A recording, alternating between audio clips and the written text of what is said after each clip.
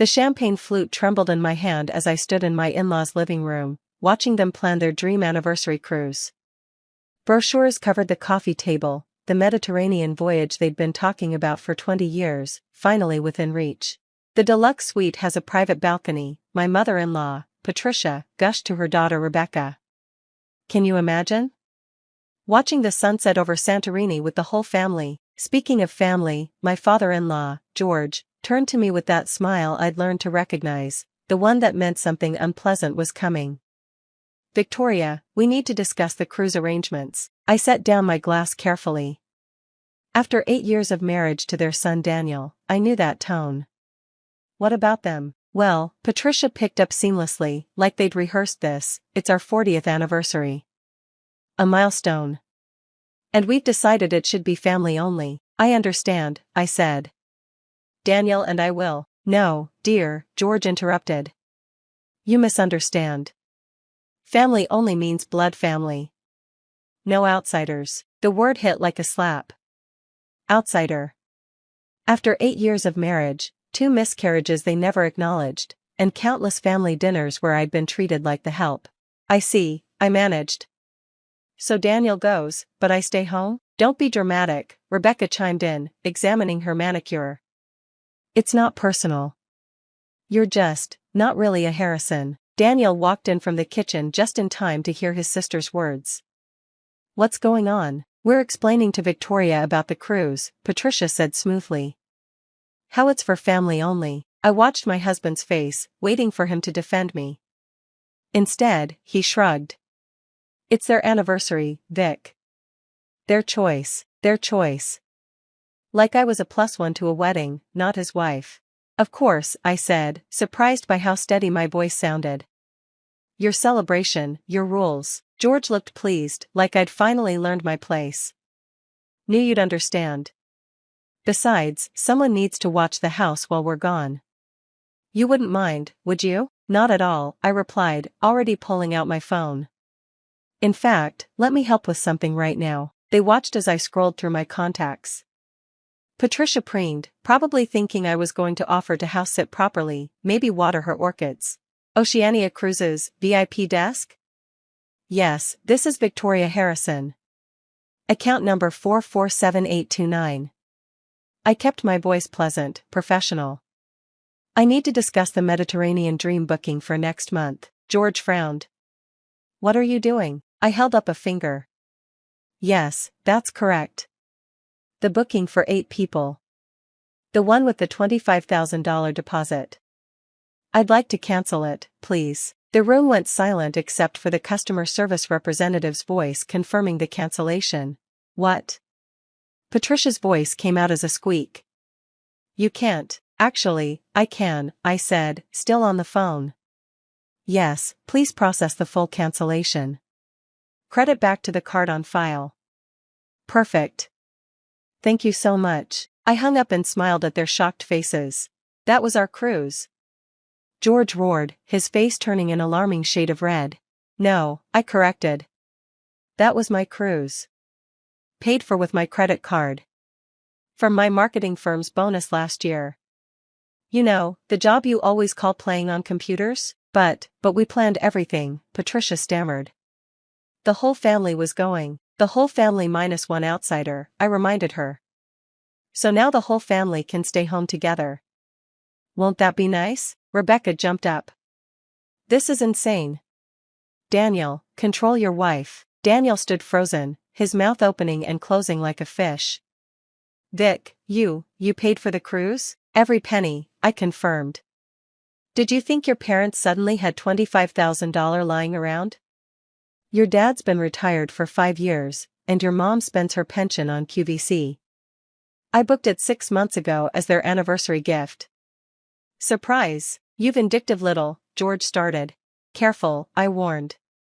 Vindictive outsiders might also mention the family reunion in Vegas I paid for. Or Rebecca's destination wedding in Cabo. Or the down payment on Daniel's sister Amy's house. You didn't pay for Amy's house, Patricia protested weakly. Check with Amy, I suggested. Ask her where the mysterious $50,000 savings came from. While you're at it, ask her why she needed it. Something about credit card debt from funding her husband's failed business? Daniel sank onto the couch. How much have you spent on my family, over the years? I pretended to think. Between the vacations, the emergencies, the loans that were never repaid, the gifts for events I was barely welcome at, about $200,000. The collective gasp was satisfying. But you never said anything, Rebecca whispered. Because I thought that's what family did, I said. Silly me. I thought 8 years of generosity might earn me a seat at the table. Or at least on the anniversary cruise I paid for. We'll pay you back, George said stiffly. I laughed. Actually laughed. With what? Your Social Security? Patricia's jewelry she had to sell last year when you couldn't make the mortgage? Oh yes, I know about that too. Who do you think covered the difference? Daniel knew? Patricia turned on her son. You let your wife pay our mortgage? I didn't know. Daniel protested. Vic, why didn't you tell me? Because every time I tried to discuss family finances, you said it wasn't my place. Remember? That's between me and my parents, Vic. Don't interfere with family matters, Vic. You wouldn't understand our dynamic, Vic. I stood up, gathering my purse. Well, now I'm officially not interfering. Your parents need a new anniversary plan? Not my problem.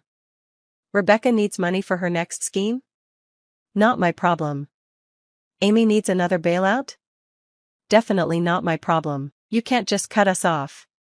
Rebecca shrieked. I'm not cutting you off, I said calmly. I'm accepting my place as an outsider. Outsiders don't pay for family vacations. They don't cover family debts.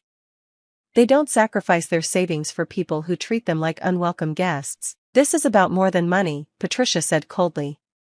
You've never fit in. You don't understand our traditions, our way of life, your tradition of taking my money while treating me like dirt. I interrupted. You're right.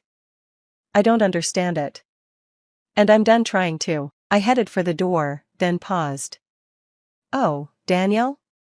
I'll be at the Ritz tonight. The honeymoon suite. Already paid for, so I might as well use it. You can join me when you decide whether you're married to me or to your family's bank account. Vic, wait. No, I said firmly. I've waited 8 years for you to defend me. To tell them I'm not an outsider. To act like I'm your wife instead of your ATM. I'm done waiting. If you leave now, George threatened, you're never welcome in this house again. Promise? I asked. Because that sounds like the best anniversary gift you could give me. I walked out, ignoring the shouting behind me. My phone started buzzing immediately. Daniel, then Patricia, then Rebecca, then Amy from 3 states away. Word traveled fast in the Harrison family when the money tap turned off. I ignored them all and called my lawyer instead. Margaret, it's Victoria. Remember that post-nuptial agreement we discussed? I think it's time to draft it. Yes, full financial separation. And Margaret? Make sure it includes a clause about family gifts requiring both spouses' written consent. By the time I reached the Ritz, my phone had 47 missed calls. I turned it off and checked in, using the corporate card from my company, the successful marketing firm I'd built while the Harrisons called me a hobby entrepreneur. The honeymoon suite was gorgeous, floor-to-ceiling windows overlooking the city, a bathroom bigger than Patricia's beloved orchid room, champagne chilling in a silver bucket. I poured myself a glass and stepped onto the balcony. My phone, powered back on for business emails, immediately exploded with texts. Amy, is it true you paid my down payment? Mom says you're lying. Rebecca, this is theft. We'll sue. George, no granddaughter of mine would behave this way. That last one made me laugh. Granddaughter? I wasn't even a daughter-in-law to them. Then, finally, Daniel, I'm in the lobby. Can we talk? I considered it. 8 years of marriage, 2 lost babies he'd grieved with me, even if his family hadn't. The man who'd promised to love and cherish me, but forgot the part about forsaking all others when others meant his family. Room 2012. I texted back.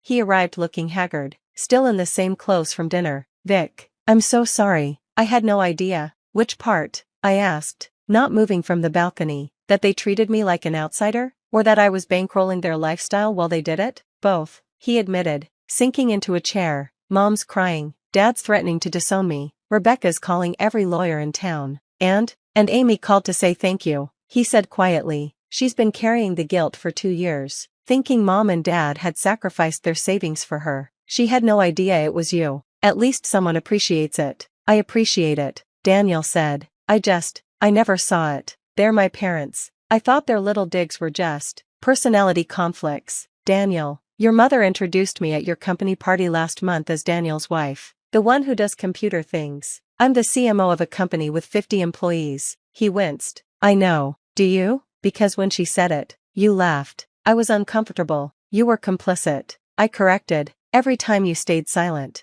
you agreed with them. I wasn't family. I was just the woman you happened to marry. The outsider who inexplicably kept paying for everything. What do you want me to do? He asked desperately. Cut them off? Never speak to them again? I want you to choose. I said simply. Either I'm your family, your primary family, or I'm not. Either we're a unit that makes decisions together, or we're not. Either you defend me like a husband should, or you don't. But I'm done living in this middle ground where I'm family when the bills come due but an outsider the rest of the time. They're my parents, he said weakly.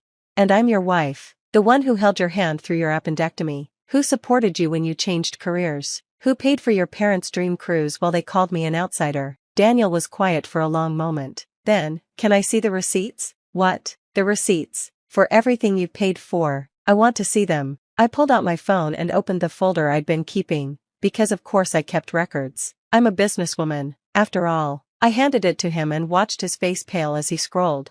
213,000, he whispered, in 8 years, plus the cruise they just lost. They told me they were doing better financially. They said Dad's investments had paid off. He looked up at me, and for the first time in years, I saw him actually seeing me. You never said anything. I tried. You didn't want to hear it. No, he admitted. I didn't. We sat in silence, the city lights twinkling below us. Finally, Daniel stood up. I need to go talk to them, he said.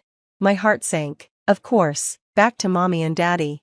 But first, he continued, I need to know if you'll consider couples counseling, and a financial advisor, and maybe a therapist just for me to figure out why I've been such a blind idiot. I blinked. What? You're right. About all of it. I've been a terrible husband. I let them treat you like an outsider while you were the only one actually acting like family. Real family doesn't keep score or demand gratitude. They just help, like you've been doing. Daniel, I'm going to tell them that until they apologize, really apologize. Not just because they want your money, they won't be seeing either of us. And if they can't accept you as family, then I guess I'll be an outsider too. I stared at him. You'd do that? I should have done it 8 years ago, he said. The question is, will you give me a chance to do it now? I thought about it. 8 years of frustration and hurt, but also 8 years of love, laughter, shared dreams. The man who'd held me through miscarriages, who'd celebrated my business successes, who'd made me laugh even on my worst days. Counseling, I said finally, and a postnuptial agreement, and your parents don't get another penny from me unless it's a genuine gift that we both agree on. Deal, he said immediately. Can I stay tonight? Or should I get my own room? I poured a second glass of champagne and handed it to him. Stay, but you're calling your parents first. On speaker, he winced but pulled out his phone. George answered on the first ring.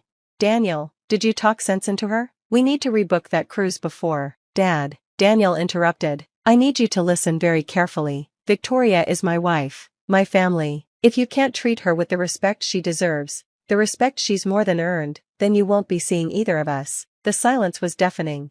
You're choosing her over us? Patricia's voice, shrill in the background.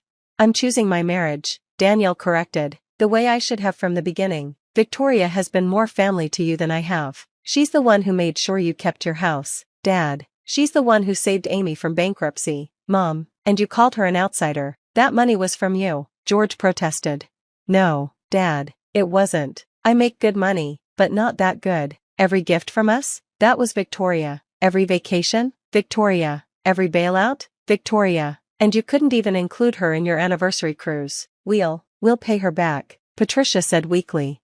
I don't want your money, I called out. I want an apology, a real one. And I want to be treated like what I am, your son's wife, your daughter-in-law, family, or what? George blustered. Or nothing, I said simply. Daniel and I will live our lives, and you'll live yours, separately, your choice. I nodded to Daniel, who ended the call. That was terrifying, he said. That was overdue, I corrected. We spent the night talking, really talking, for the first time in years. About money, about family, about boundaries, about the children we still hoped to have and how we'd never let them treat their spouses the way I'd been treated. The next morning, my phone had dozens of messages. I ignored most of them, but one stood out. Amy, Victoria, I just wanted to say thank you, not just for the money, but for finally standing up to them. Maybe now things can change. You've always been my favorite sister-in-law. Actually, you've been my only real sister. I smiled and showed it to Daniel. She's right, he said. You've been the best part of this family. I'm sorry it took losing a cruise for me to defend that. Better late than never, I said. So what now? He asked. Do we wait for them to apologize? We live our lives, I said, together, as a family, and if they want to be part of that, they know the price of admission. Respect? It's a lot cheaper than a cruise, I pointed out. 3 weeks later, Patricia called, not to apologize, but to complain that their mortgage payment was due and their usual help wasn't available. I'm sorry to hear that, I said pleasantly. Have you considered a financial advisor? I hear they're very helpful for outsiders. She hung up on me. But 2 months after that, a different call came. George, sounding older and tired. Victoria, we owe you an apology, a real one. Could we take you and Daniel to dinner? Our treat, and I mean actually our treat, not yours. It was a start. Not a fairy tale ending where everyone suddenly becomes perfect, but a start, and for the first time in 8 years, I wasn't paying for it. The cruise? I rebought it 6 months later, for Daniel and me. A second honeymoon where I was actually wanted, actually welcome, actually family. We sent the Harrisons a postcard from Santorini. Wish you were here, it said, but only if you really meant it, because that's what family does, they mean it. And after 8 years of meaning it alone, I finally had a partner who meant it too. The view from our private balcony was spectacular, but not as spectacular as hearing Daniel tell the couple at the next table, "This is my wife, Victoria. She's the best thing that ever happened to our family." Our family, 2 words that made a $25,000 cruise worth every penny. Even if I was the only one paying for it. This time, by choice. Retry. Claude can make mistakes. Please double-check responses.